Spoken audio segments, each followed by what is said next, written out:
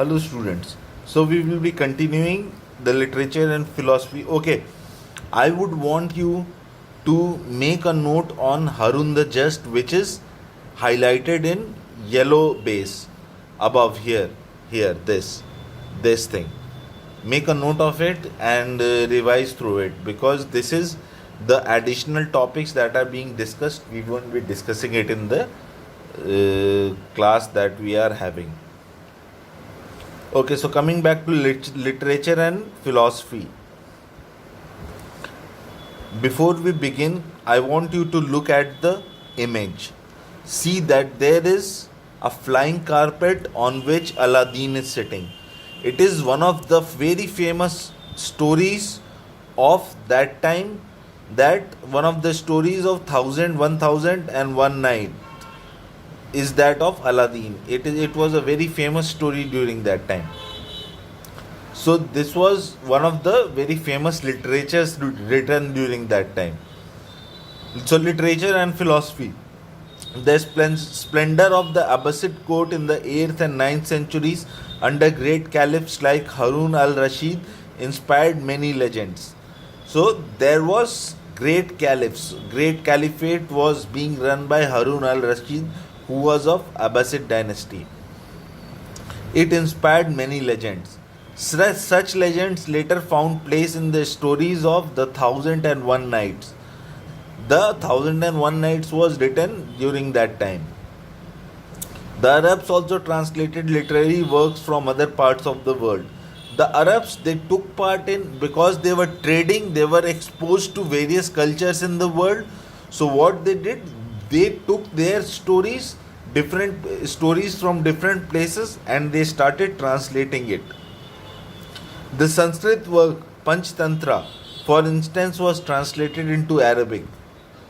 From India, they picked up Panchtantra and they translated it to Arabic as Kalaila wa Dimna. It was known as Kalaila wa Dimna. It was later known in Europe as the Fables of Pilpay, after the narrator Vidyapat or Vidyapati. So, in the Europe also, Panchtantra was translated. Islamic poetry in the Persian language attained great heights around the 12th century. So, Islamic poetry, basically poetry which was in the Islamic language, that poetry in Persian language and Islamic language, it attained great heights around the 12th century. People started listening to poetry more. A work of worldwide fame is the Rubaiyat by Omar Khayyam. Omar Khayyam was a great author, he was a great poet. He wrote the Rubaiyat and it became famous worldwide. Muslim philosophers were deeply influenced by the rational ideas of Greek philosophers. Muslims were influenced by Greek. It was a common happening that since they were trading to so many places, it was natural for them to take inspiration from other cultures and other places and other people. And they were Muslim philosophers were very attracted to Aristotle, who was a Greek philosopher. They translated a number of Greek philosophical works into their own language.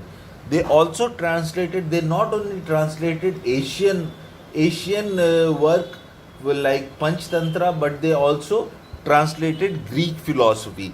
Since they were trading up to Greece, they were trading to European nations, they were trading to Asian nations, and they were gaining access to their cultures and the way they used to live. So it became very famous during that time. So this was literature and philosophy that we discussed today.